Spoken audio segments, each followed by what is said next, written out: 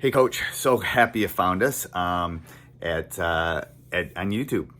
It's great. There's lots of great resources out there. Go over and check out teachhoops.com for coaches who want to get better. You want to win more games, less time from someone that's done it. Let me mentor you. Let me help you. Teachhoops.com will allow you to do that. That's the first thing. Also, go over and subscribe and like. If you do like the podcast, it's a great place to kind of find all the resources and things that you need to become a better basketball coach. So, have a great day and go enjoy the video. All right, welcome to Coach Unplugged. All right, Coach. So kind of go through your basketball journey. Introduce yourself, and then kind of go through your basketball journey. We were talking before we came on the air about coaching in Maine, and how many? Do you see a lot of moose in Maine? Not down here. We're more closer No? to the city, but thanks to COVID, we had a coyote in the backyard and we've had a bear in the backyard before. So I Really? butt the woods, but I haven't seen any moose down here. Now, okay. So I'm going to go off topic here for a second. So Wisconsin implemented elk a while ago, and they are huge. Like, you got to stop your car. Is a moose that big? Yeah, stop your Oh, car. moose is bigger. Yeah, moose is They bigger. They're teach some of crazy. the kids like not to brake when you hit a moose because you'll go under it and it will crush the car. Um, Yeah, so yeah. no, I don't think there's anything that compares to the size of a moose. I know it's crazy. People don't understand. People are listening all over the country. It's like, or all over the world. It is like if you're driving one of those little like smart cars, you're toast if you hit an elk. I've seen elk in person. Moose is bigger. Oh my god, it's gonna A squash you. moose will take out an 18 wheel. I mean, it'll smash it up pretty good. I Oh mean, yeah, people die every year here of moose really? collisions in From the a state. moose? Oh, From 100%. moose? That's Yeah. crazy. Yeah, and then and we both have deer issues. Like, I don't know about Wisconsin. Like, I Oh, think they're it's the everywhere. third largest during deer season. I think it's like the third largest army in the world, or fifth largest army in the world. Deer hunting is crazy in Wisconsin. But all right, so Coach, go ahead and introduce yourself and kind of describe your coaching journey, because I want to dive into your Bates coaching and all that kind of stuff. Sure. Yeah. I graduated. My name's Sam Farrell. I coached at Brunswick High School, girls basketball. And in 2000, I graduated from the University of Maine. And I was teaching up in that area, Old Town High School, small high school, because my wife was still at the university. And I said I wasn't going to coach anything. I said, no, it's too tough. And I got roped into coaching soccer. Never played soccer in my life. I coached JV soccer in a football town. My landlord's like, I need somebody. You were a rugby player. Come beat up my guys. And I went, all right, I can do that. Okay, so before we And go any farther, so explain that process. How was that process? Like, what were the hard parts? Because I think this is important for everybody. If you want to be a good teacher, educator, you got to learn doing things you don't know. So, how did that like influence your coaching? so, so my first ever apartment, landlord's only a few years older than me. And he goes, hey, I'm coaching soccer in Bucksport, Maine. And that's about a 40-minute drive. And he goes, I don't have a JV team, but I get a JV coach. And this is a football town. We're not very tough. He goes, can you come in and toughen up the guys? And I go, I don't know anything about soccer. He goes, don't care about soccer. I need you to be there to push these young guys who don't know how good they can be every day. And if they're not doing their job, can I just give them to you? I'm like, well, I can do conditioning, sure. And so 23-year-old me is learning from the head coach, but really just there to coach and echo what he's saying and to get these kids to kind of toughen up, because some of them were playing soccer because they were afraid to play football. A Right. few of them loved soccer, and they were an anomaly in this small mill town. So there's a paper mill in that town. That's pretty much where you work. And that was it. It was a lot of fun of me just hooting and hollering, getting to be myself and learning how to coach from a guy who coached very different. He's the type of coach that would sit on the bench, eat popcorn during the game. And I'm the one on the sideline. Let's go, push it, spread the ball. Because he's like, well, I taught them. They got to figure it out now. And it was a Soccer's a heck of an little experience. soccer's a little different though. Soccer is a little different. No? 100%. Yeah. Oh, it is. Oh, totally different sport. But these guys needed to be pushed. There was the 1 year Maine had an open tournament, so everybody made the playoffs, and we were 17-1. And but they got better. I mean, it was a weird experience. I traveled to a bunch of small towns I'd never heard of, and it was neat. So that led me to saying, I guess I could coach. And in Bangor, there's a larger city than where I was. They had a middle school girls B job advertised. And I said, well, I don't even know what that means, middle school girls B, and I'll apply. And I got the job. And there were 65 girls trying out in the middle school, which I thought was incredible for a smaller area. And I did. I got whatever players the A coach didn't want. And I took 15 because I didn't want to cut anybody that wanted to play basketball. And it was highly competitive up in the northern part of Maine. There was real tournament, and there were real standings, and people kept stats. And I did that for 2 years. And in the second year, we literally hit a buzzer beater 3 to win the championship in a packed gymnasium. Like, you couldn't get in. My wife had to fight to get into the gym just to watch it because I didn't. And it was such a big deal. Of course, we needed a 2. We took a 3 because that's what you get from 7th graders. That's the truth. So it was. I mean, it was phenomenal. The kids just. And that was my experience coaching girls. And I had no desire to coach girls before that. So I kind of did it by accident. And I kind of fell in love with coaching girls because growing up, I mean, you played boys sports, I played boys sports. You don't really see what goes on the other end. From there, I moved to teaching at my high school, South Portland High School, where I had attended, and I jumped in as JV basketball coach under Coach Giordano, who'd been there a while. And so for 2 years, I got to learn from him. One of the other assistant coaches had played Division I, so I got to learn from her. And coaching in my town. So a lot of those kids, I knew the parents. I went to school with big siblings. And that was a great chance to learn because the parents spoke honestly with me. They weren't pushing. They were just, oh, I know Sam. And they didn't treat me like a coach. So I could really hear and feel what happens behind the scenes of basketball, and it some good, some bad. So first of all, Portland, great town, people. Great town. Love Portland. Yeah. Love Portland, Maine. Love Portland, Maine. Was it what were the hard parts about going home? The hardest thing, well, it's a blessing and a curse. You do know everybody. And it was my first experience of coaching high school basketball where I was teaching. And that's good and bad, but I was teaching the freshmen. So I knew the JV and freshman kids, but not the varsity kids in class. And that was a real challenge because they look at you kind of differently. And it was a very talented team. There were some scholarship players on that team. And I think being young and the kind of what do you know, coach? Because the head coach was in his 40s and here I am at 25 and I'm wanting to jump in with them. I'm trying, you know what I mean? I'm playing with them. I'm shooting around. That was a huge just challenge because I had to show, wait, no, I'm Coach Farrell. I'm not Sam that has been at your house 50 times That is for dinner. hard. That is really hard at that age. 100%. Yeah, I know. Okay, so you stayed there. So 2 different coaches so far you've learned under. Yep. One being not basketball, but okay. So then what? So then I end up leaving teaching there to come up to Brunswick. And for that first year, I got hired late. I wasn't coaching anything. I literally was doing the clock and the announcing at the games. But after that year, I got a job in a small town of about 200 kids in the school up in Winthrop, Maine. And I hadn't been there when I went for the interview. I didn't know where I was going. That was the time of MapQuest and you're printing out forms. And I go up and I interview and I get the job. And it was kind of an oh crap moment, like, oh, I'm a head coach and this is a basketball hungry town.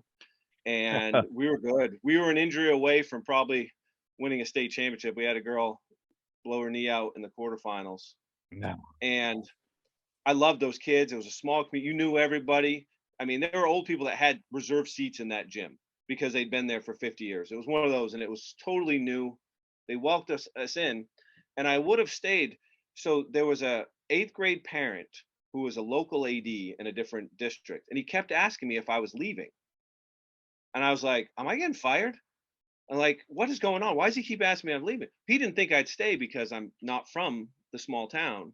And so I did. I left after a year and went to a much more prestigious when it comes to basketball town and a very well-to-do area. So I went Right. down to Greeley High School, which had a few years before won a state championship, and they're one of the perennial at the time Class B. Maine had 4 classes back then, A, B, C, D.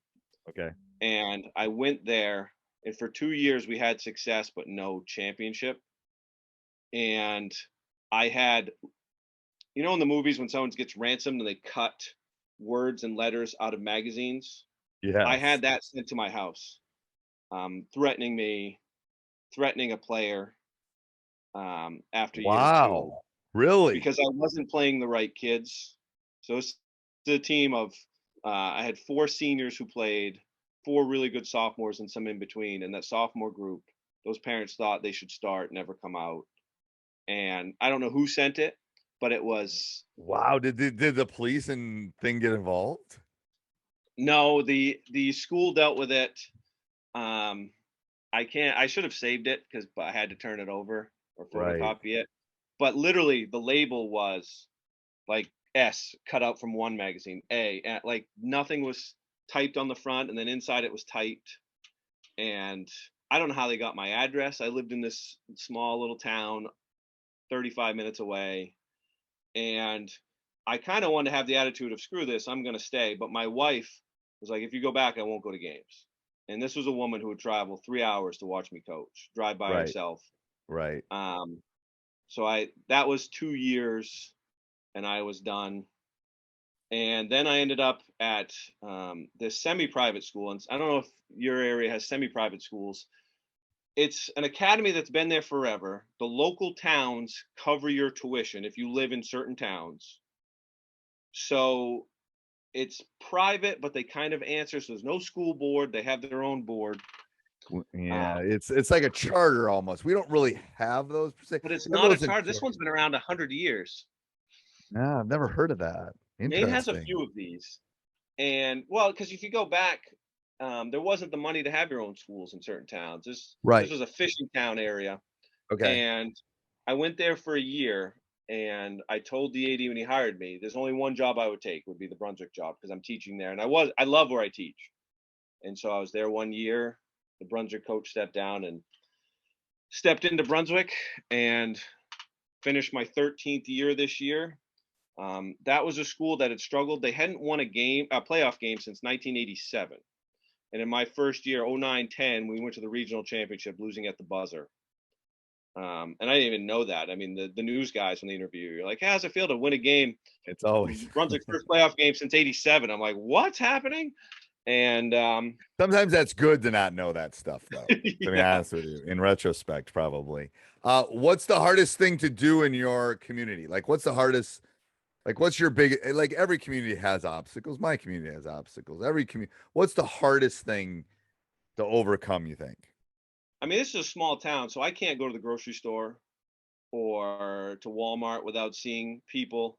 Whether it's teaching or coaching, my kids don't want to come with me because someone's going to yell, "Hey, coach," or "Hey, Mr. Farrell." But that's the toughest thing because you get to know some of these kids. We had a girl whose younger brother is friends with my older son, and and my wife and the mom were close, and the girl wasn't getting minutes. And all of a sudden, we stopped being invited to Christmas parties, and our boys weren't hanging out together anymore. I mean, so that's the one struggle of living, teaching, and coaching in a small town because their school's got about 730 kids, so you kind of know everybody. And is there a solution to that? I don't know if there's a solution to that. I mean, part of it is I'm very honest with them, especially growing up. Um, every kid, so we had 14 players on the varsity. I'd coached them all since little kids, so since elementary school. So it does help when you build that relationship over time. It's hard for them to do what that parent did because everyone's going to see you and they know that's the best way to do it is just you have those relationships, you're honest, and they know you're not going away. Right, right, right. No, I mean it's like it's interesting because we're in a big town, 250,000, 300,000 people, Oh, geez. just Madison itself. And I live in our district. I live in our, our kids go to, but and we used to live in the same district, but a different high school. And again, it didn't really matter. I mean, it's rare that I see one of my students, let alone my players in public. It's crazy. Like once in a while I will, but so that's a plus to a big but it's harder also to build community in a bigger community. Right. Like there's Well, too many well, things. They're and gonna go to the concert, they're gonna go to State Fair, they're gonna go to, the Dell, they're gonna like there's just so many things to pull their attention to. So there's well, and I've pluses spent a and lot of minuses. time, yeah, building family because my kids are kind of too old to need babysitters, but coaching girls, those are my babysitters. So, I mean, they've been here for, you know what I mean, forever. Right. And that's a huge help because, it's hard for someone to chirp when my wife and kids are sitting next to them and they know their daughter has changed diapers of the little boy next to you. Right. It is. That is a plus. Like that's the relationship part. It's like it's hard to hate someone when you know them. Again, Right. societal issues, to be honest with you. It's hard. People don't know each other. So if we knew, I mean, that's part of our anyway, that's a whole philosophical thing. All right. So give me an Spark Note, Cliff Note, whatever version, your coaching philosophy. Like if I came to your practice or I Yep. came and I was a fly on your wall for your first week, what is your coaching philosophy? What would I see? I think the biggest thing is I push that everybody there matters, but everybody has a job to do. And I sweat every little thing and I expect them to as well. And that really, if you push everything matters, it's hard for them to not realize they matter. It's hard for them not to push each other. And you're going to see that intensity where they should be picking each other up and fixing each other. Um, but they also know if it took me playing 5 kids a game to win a state championship, I'm going to play 5 kids a game to win a state championship. Not that I've ever done that. I mean, this is the discussion I've had too. I've said this before. It's like I want to win, they want to win. I'm going to play who I think is going to help us win. Other than when I coach my son, there's really no conflict. I mean, you don't think I'm honestly going to play the best people? Like, really? Like, I'm going to play player X rather than player Y because why? Like, so yes, I think that's an interesting. Well, there's a funny story with that. So that run we had to the state final, I remember a girl, Paul. Oh, coach only plays his favorites. Said it out loud, right with me there while they're getting a drink, not knowing I'd hear it. And I got a player who turns and goes, "What are you talking about? Heather's his favorite, and he doesn't play her a lick." And that was the end of that. You know what I mean? So the kids know.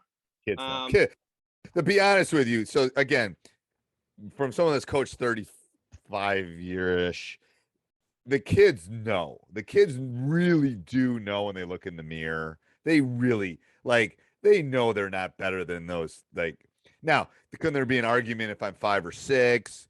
I mean, they all know who the best player is. They all know who should be scored. I mean, they really do. If they might never admit it to any human being ever, but when they look in the mirror, they know. They really do oh, know. and if you're honest with them and you show it in practice, you give them chances. And then with that philosophy, I think the classroom and the basketball court are no different. So I think part of my philosophy is you always got to be teaching, but you got to let them figure it out. And we do a lot of situations, like I had mentioned this scramble drill earlier. They have to figure things out, and I can't tell them because the kids want the answer. Coach, if they do this, what do I do? Well, it depends. Who is it? Is Right. it a big? Is it a shooter? What's happening on the weak side? What's going over here? You got to figure it out. I can't hold your hand through it. And I think you've got to give them a ton of chances Right. in practice, preseason, summer to screw up and figure it out. Right. And it's like old school. Like you do like this is how you shoot a right-handed layup. Well, in an empty gym, you shoot a right-handed layup one way. You are never going to shoot that right-handed layup ever in a game that way. Like you're not. Someone's going to step in front. You're going to have to go the other side. So every layup is going to be a little bit different. The only thing in basketball that stays consistent is shooting free throws. That's the Yeah, only thing in 100%. basketball that ever stays the same. But even on that case, you're not going to have every kid in your team shoot the same looking free throw. Because No, if it goes in, I don't care. I don't care either. And there's going to be different types of pressure put on them. The shot will always be the same. Like I can go to Maine, the free throw is Yeah. going to be the same as it is in Wisconsin. Doesn't matter. Yeah. But that jump shot from 15 feet in every game is going to be different.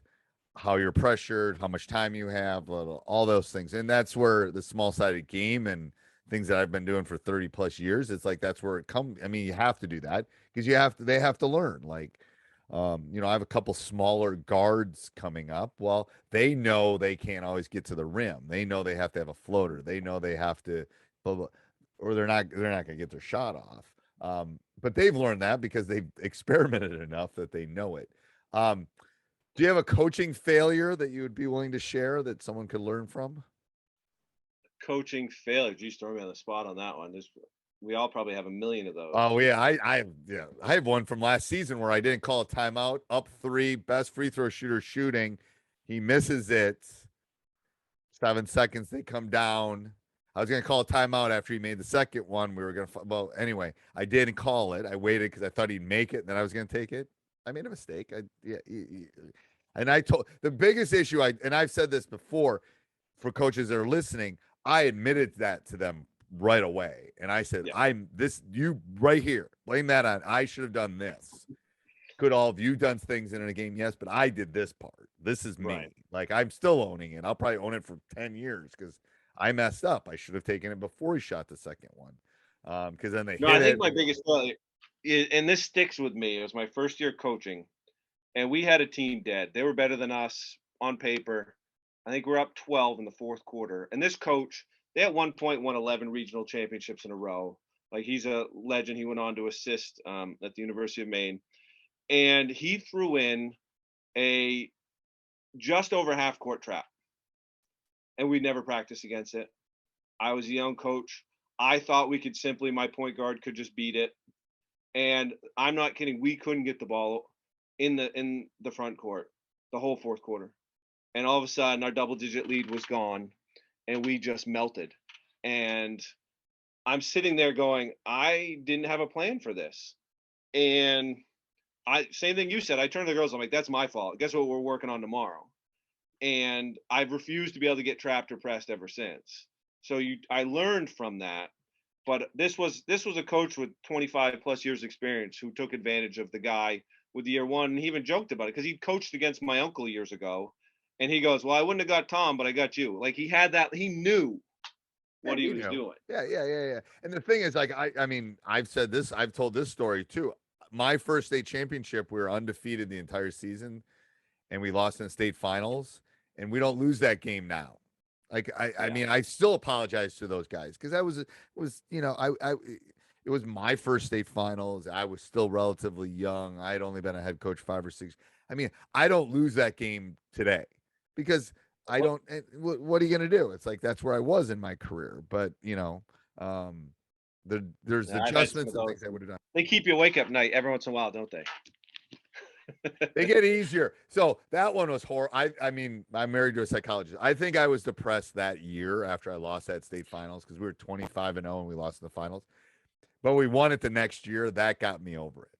Like that silver, that runner up now is a story. And I look at it and it's like, but winning it kind of erased that like bad memory. So yeah, you're a better man than me on that one. I think I'd still be. It's been enough time though. That was 2004, so 18 years. I better get over in 18 years.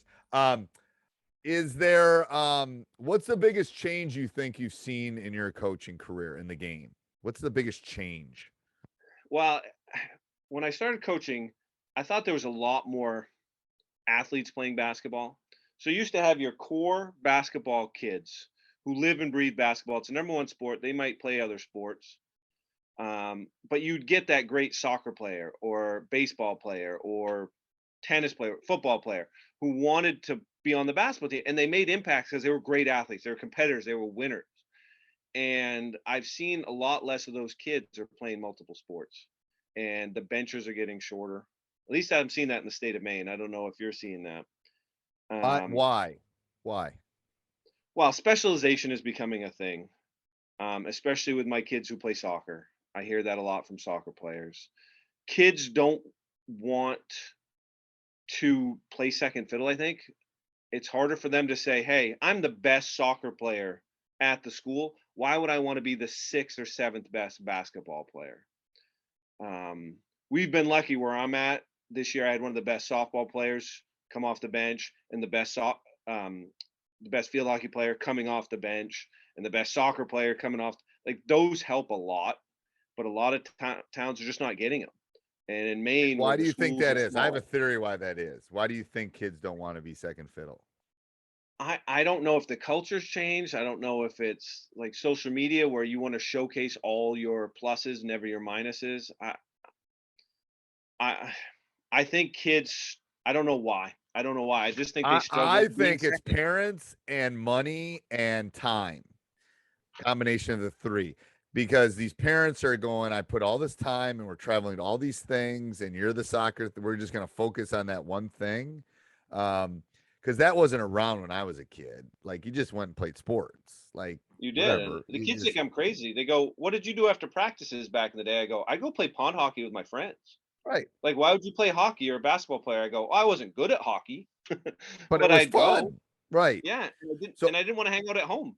yeah, so I think that was I think that, and maybe partly that too. It's like I think that's been one of the downfalls of the loss of the pickup game and the Yeah. loss of just gatherings. Um, that yeah, and again, I think I'm a stats teacher. This is multivariable issues going on. I think it's parenting, it's money, it's travel, it's kids not playing, it's social media, it's phones. I think there's not one thing. But I think a combination of all of those. Is volleyball a big thing for girls in Maine? So volleyball is only a girls' varsity sport. Boys can't play it, but it's a fall sport, and so it's growing, but it's not big. Vo- Volleyball in Wisconsin and the Midwest seems to be the biggest suck from basketball is Oh, it's the volleyball. same season as you guys. See, it doesn't Yeah. compete with me. No, it doesn't compete. It's a fall sport, but club is during basketball in the winter. Oh, And club is huge in summer, obviously, but um soccer is big. Don't get me wrong, soccer is huge too. And I'm a boys coach, but from the girls' side, I think volleyball, the numbers in basketball have gone down because again, think about volleyball. A former volleyball coach here, like we have boys in our state, but there's literally a position where you just play defense. It's called a libero, you know, yeah. and everyone gets to play, and there's lots of clapping, and it's rah rah, and it's like it's a different mentality, and similar to soccer than basketball is a little bit more cutthroat, which I think makes it harder on that side. I don't know. I've Well, in coached girls. basketball's kind of like baseball in the fact that you got to practice on your own. And there's probably not a lot of kids out there doing volleyball drills on their own where you've got to go shoot and you've got to work on your handle. And our kids willing to put in those hours off season. Right. Uh, Right. I live in this big round neighborhood that's closed off, and there's a hoop in almost every driveway. There's 2 kids using them, and they're mine. No one else. There are hoops everywhere, but you don't see kids outside. I know. It's yeah. I'm hoping, like from an educator that's near as the end of his career, I'm hoping the swing comes back to like parents just getting sick of spending every Saturday in a gym in Iowa and saying, go out and just play with your friends. Stop it. Like Yeah. I did that with my kids. I mean, again, did I do the travel stuff? Yeah, yeah. But I would also we used to have a park in the backyard. I just shove them out the backyard and go, like you're Oh, fine. 100%. Go. Funny. COVID was terrible, but in my neighborhood, the kids couldn't hang out together inside. We had heard of about 14 boys who every day were playing different sports, pickup, or inventing their own games. They were playing the video game Among Us with cardboard cutouts and walking around the neighborhood. Right. So that was old school because they had to. They So had there's to. one They plus had in to. that. And I got to find the study, but the study shows that when kids get together and play like that, I got to find that. But anyway, they will make the games balanced. Like, let's say they're playing 5-on-5 basketball. They will make the rules and the teams as close as they can because it's no fun if this team wins 13-0. So they don't need parents to do it. They will do that. They will do it in baseball. They'll do it in soccer. They will change the rules, not to make the people stand out, but to make it as balanced as possible. They'll go 6-on-4 if they have to. And they'll do it on their own. I mean, there's like the studies on this no one can argue that this is true when you put kids together playing games, because they think about it. It's no fun if you're always winning. If you play Monopoly and you always beat the other person, you're going to stop playing them. That's no fun. Right. But I mean, yeah, I mean, that is a good plus for from COVID. So if you could pick one offense, what would you run and why? And if you could pick one defense, what would you run and why? Oh, geez, that's a tough one because you don't. It depends on your kids. I had a coaching interview once, and they asked me what defense would I run, and I said, well, it depends on my players, and they said Yep. pick them. So I went through every kid I had was 6'5" on the girl side, and I'm like, we'd run the greatest defense ever. It doesn't matter. Yeah, it They doesn't didn't matter. get my joke. So, but let's say you're stuck in an island and you can only do Yeah. one offense and one defense. Why would you pick it? Because then we can dive into that offense and that defense. This might be boring, but I'd run the flex because you can run high. We've run high flex, low flex. You can run sets off that. And I think that I ran flex for 15, 20 years. You don't have to convince me on flex. Okay. Yeah, I think that would be it. But you could, because we'd run different stuff on it. You'd have to vary it. The problem with flex, I like continuity offenses. I have a couple of zone ones that are really good. But the issue, especially when you're playing at the high level boy thing, is like, unless you're at or is better, it's like you can't reverse the ball at times with flex. So you need to work on a lot of counters with that. Like Bo did. And that's with, we used to do that. We'd get a lot of that flex screen, the seal for the layup on the girls' side. Right. But yeah, and then for a defense, I mean, I ran man so much, but we've been running a matchup 2-3 zone, which you don't really see very often. And you can run man principles out of that, and you can kind of hide. We've been small. We were the number 1 seed last year. My biggest player was 5'7". Okay. And my 2 guards up top were about 5'2.5", maybe. And I like that because you can run anything out of that same set. I do love the matchup. I love the matchup because, to be honest with you, half the coaches you coach against won't know what you're in because they'll think you're playing if it's a good matchup. Yeah. Heck, the guys commenting on the playoff games last year, like, oh, Brunswick switching the zone for the first time with a minute to go in overtime. I'm like, we've been playing zone all day, but all right. Right. Yeah. Yeah. So if you run it well, I like that. That'd be close to what that'd be pretty close to what I would pick. All right. So I'm going to do my rapid fire. Just some quick questions. What's your favorite brand of basketball? Spalding. Ball, the actual ball. Spalding. Okay. One word to describe your ideal player. Tough. Okay. If you go to one sporting event in the world, what would you go to? Rugby World Cup. Okay. Why do you like rugby? Because I saw you coach rugby for a while. What is it about rugby that you like? Well, I was a late bloomer. Looks crazy to me, to be honest with you. It is crazy. Okay. I was a late bloomer, and I got my body come in around 20. I started playing at the University of Maine, and I played up through COVID. So I was playing in my 40s against 20 somethings. You have 15 players and on each team. You have one referee. No one bitches at the ref. He's the sir. Heck, I've had female refs, and you're like, excuse me, sir. There's no difference. The respect is there. There's a position for every body type, and it's 80 minutes of just nonstop. If you come out, you're done. You don't go back in. I've coached high school girls, college men and women, and I've reffed for 20 plus years. There's just something about it. I've traveled the world. I can walk into any bar in the world with a rugby shirt on and probably make a friend. And is there something? So what does it give you that basketball doesn't? It's more team, because think about it. You've got 15 guys or gals that are all playing, plus maybe 7 subs that get in. And you have something in common because, like, holy crap, I just survived this. I think that's part of it. I mean, I've made some of my best friends after getting hit or hitting them, and maybe a few punches thrown here or there too. And it looks barbaric to me. It to be honest with you, from an outsider looking at it, it's like it almost looks like it shouldn't be legal. Like, Well, if you look back at when I started playing, it was much less cleaned up. I mean, punches were almost part of the game. What you did with the spikes to a guy on the ground would get you in jail. You're right. But it's cleaned up a bit.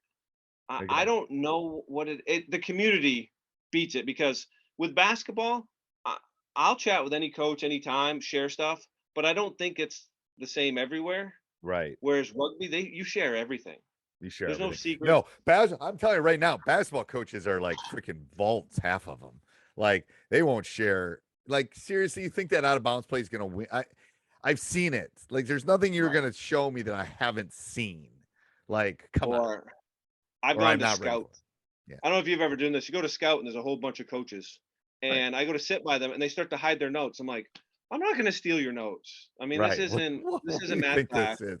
Like, like, I like can't read your handwriting anyway. first of all, and I can get the tape. I don't know what your taping thing is, but I can get the Right. game film.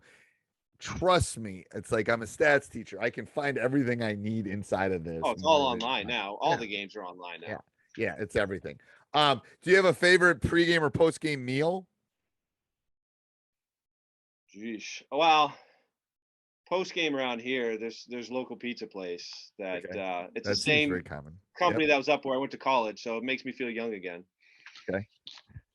Uh, do you one thing you do to relax? I hit the gym. Okay. Do you have any superstitions? I have worn since we went on our runs the last 7 or so years. I've worn these Larry Bird socks. So they're green. Our colors are black and orange, so it doesn't fit. But these green socks with Larry Bird on them, and they have their own special place. They're separated when I'm not wearing them. And the girls even check, Coach, you got your game day socks on? One of my guys, this is funny. This is no lie. But when I came here, we had open gym this morning and they were working out. But one of my youngsters, eighth grader, going to be a ninth grader, had a Larry Bird shirt on, picture of Larry Bird. You know, he gave me fists as he's walking out. I go, nice shirt. I go, but I was a Laker guy. So I am old. Like in the 80s, you were either Lakers or Oh yeah. and I was talking to my assistant. I go, I don't know if we've had that kind of rivalry. And he goes, what do you mean? I go, in the 80s, you were either Lakers or Celtics. There was no gray area. Like you either like the Celtics or you like the Lakers. Like it was West Coast or East Coast. There was no difference. And I go, I don't remember. I mean, I guess maybe it was Steph, but we haven't really had that in sports. I think free agency, because Bird stayed, Magic stayed. So I think that built up those traditions. But what's one coaching technique that you think's important? One coaching technique. So I let my players take themselves out of games and give them permission to put themselves back in. Okay. So if I want them to go as hard as they can, so they give me a little hand signal so no one knows. And they just go to the coach, I'm going back in. Okay. I think that pushes them to go as hard as they can without dogging it. Right. Describe your perfect player in 5 words or less. Tough, smart, shooter, handle, height. Yes. I'm telling you, from a high school guys thing, if you give me a bunch of 6'4" athletic shooters, I'm gonna win a state title. Oh, I'm gonna I want like the NBA, but shorter. Like, what's the NBA doing now? They want 6'8", long, lanky, multifaceted players. Hey, I haven't had a 6-footer in 12 years, so I say height. I see a tall mom moving to town. I'm seeing if they got daughters. I'm telling you. So again, stats teacher, but I'm telling you, observational study purely. It's all about the mom. It's all about the mom. If the mom's short and the dad's tall, it doesn't matter. I've started more conversations with tall people, but we live in a tourist state, so too many times like I'm from New Jersey or Pennsylvania. They just think I'm some weird guy stuck on height. Great national park. Acadia is a great national park. Underappreciated. Just told someone to go there recently that was in Bar Harbor. Unbelievable. Like hidden gem You'll for find people. some moose. You'll find moose up there if you want to see the moose. Yeah, you'll find some moose. Best basketball player you have seen in person. Well, we've got a kid right now who's going to be a sophomore. Cooper Flagg was on the U18 national team. He's already projected to be a one and done, and he's 6'8" when he was 14, dominating in the state of Maine. Still growing. Has a twin brother. He's heading down to Florida for prep school, but seeing him in person was silly. I mean, Brian Scalabrine, who does the color for the Celtics, came up just to see him play. So Really? that's the best high school kid I've ever seen. I mean, he's going to end up being 7 feet tall, I bet. And And in the gold multifaceted. medal game, he had 10 points and 14 rebounds for US with like 5 block shots. Best basketball player of all time. Wilt Chamberlain. You are the first Wilt. Why Wilt? I have been swayed so much. So I'm sick of MJ versus LeBron. It's And not LeBron. I'm telling you right now, it ain't LeBron. I don't even know why LeBron's second, to be honest with you. turn But on go ahead. ESPN or the Boston. Right. We get the Boston media up here. Wilt Chamberlain, I didn't realize this. Over 60% of his shots, everyone said he dunked it, were turnaround follow away jump shots. He high jumped over 50 inches. He was winning 200s. Watch the film of him running the floor, and he runs better than LeBron down the floor. He could shoot. He could shoot from the outside. He could defend. Bill Russell said he's the greatest player he's ever seen, and Bill played pretty much across 2 generations. Russell should be in the discussion, like 100%, because of winning. Like he's a winner. right? Yeah. But I mean, 100 points in a game, averaged over 50 for a year. I think he would have dominated just as much today, and probably would have had a 3-point shot. Yeah, the only issue it's like Shaq, I think, is in the top 10 too. The game has shifted away from those bigs a little bit. That's the only but I agree. I mean, the problem is, like I tell people when I ask this question, it's hard to cross. Like, what about George Mikan? What about Bob Cousy? Like, those guys were great. Like, okay, but that was the best at that point. So how do you compare that to that? It's But I think Wilt might have been, if they don't want to say best basketball, he might have been the best athlete ever to play in the NBA. The stuff he was doing, he would still have. And I'm going to tell you right now, I think Steph Curry probably changed the game as much as anybody in the history of the game. Like, either him or George Mikan, probably the big. Every average sized kid think they can be Steph. Yep. I mean, my 9-year-old is Steph Curry right now in the driveway. I can hear the ball bouncing. He's got his Steph shirt on. He's got matching socks and shorts. And they don't understand that Steph's dad played in the NBA, and he probably had the best training of any kid ever. Anyway, but from changing the game, I think MJ changed the game. I think Larry and Magic changed the game. 100%. And I think Michael changed the game. And I think LeBron changed the game for that multi-purpose player. Cousy did the same thing. Cousy saved it, the NBA. He did. And but I think Steph probably changed it for the biggest over the last 30 years. Like the game is like the amount of threes taken is probably because of him. At the high school level, every level. Shot clock, yes or no? For high school? Yeah. No. We don't have it made. The average girls team takes a shot like every 14 seconds. I'm not worried about it. I don't think we need it. I don't know why the big push for it, but here's the issue I have with the shot clock. I don't care. I'll adjust if I'm still coaching at that point. The biggest issue I have with the shot clock is don't make it look like every other game. Like the greatest thing about high school basketball is every game is a little different. I can go slow. I can go fast. You want to make it all the same.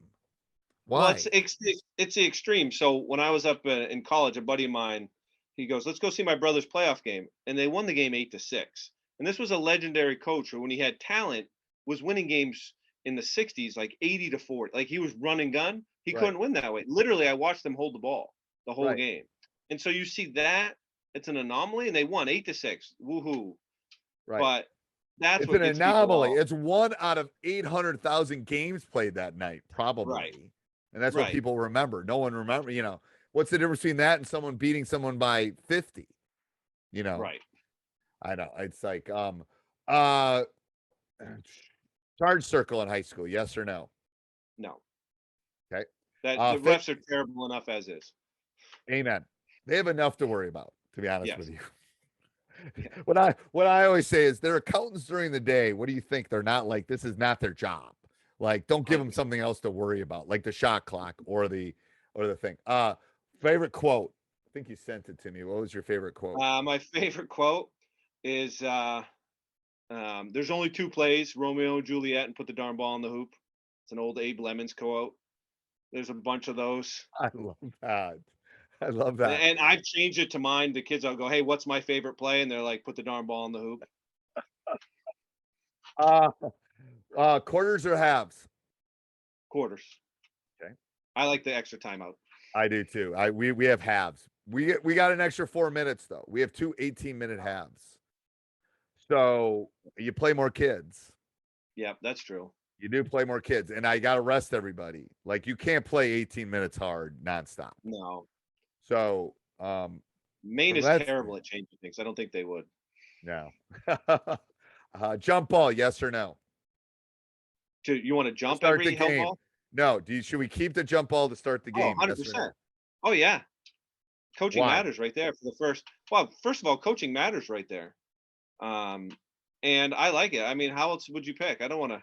I know. I think visiting teams should get the ball and then alternating possession after. No, I love. You know the jump why? ball. You know why? Because they, again, going back to what we were just talking about, the officials can't throw the ball up. Well, that's why the NBA got rid of it. Because remember, they used to do it on every held ball. Well, not the NBA. Everyone else but the NBA. They used to jump every time. I know, but They're horrible at it. They're horrible at it. They do one of the three officials throws it up once a game, unless there's overtime. I know. I have seen a few times where they'll rethrow it because they were bad themselves. Right. So that's the reason I'm having it. Is like, why do we do this thing that they're like no one spends any time on it? I don't want to spend any time on it because it really doesn't matter that much unless I'm going to win it and dunk on you. So why not just give and then talk about strategy? You're coming to my place. I know you're going to get the ball. So all of a sudden I can set up a trap. I can do this. I can do that. I just think I think it's an archaic thing that's been left over. Why is it still around? I think that's true, but I think that might be why I like it. Yeah. I mean, look, I gave you Wilt Chamberlain for my favorite, and I'm only 45, so I'm going. Okay, going I'll give you that. I'll give you that. All right. So my last question I always ask is, what would be your one bit of advice you'd tell your younger self? What would you tell your younger self? As a young coach or just as a young person? Young coach. What would you tell yourself as a young coach? I think the first thing you should do as a coach is either, if you're the head coach, is get an old guy for your bench, or if you're a sub-varsity coach, is find that old guy or gal and listen to them more than you listen to anyone else.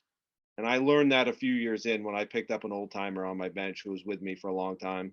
And I think we think we know too much, and we need that honesty and experience from that old guy. Yep, it's my Yoda. Everybody needs a Yoda on their bench. I agree. And I had one that he's now 79, but he was with me till he was 77, and there was nothing more valuable to me being successful than him. Nothing. I know. I agree. I 100% agree. All right. Thank you, Coach. Appreciate you being on, and we'll be in touch. Thank you. Great. Have a good one. Hey, Coach, so glad you enjoyed the video. Subscribe and like, and go over and check out teachhoops.com for coaches who want to get better.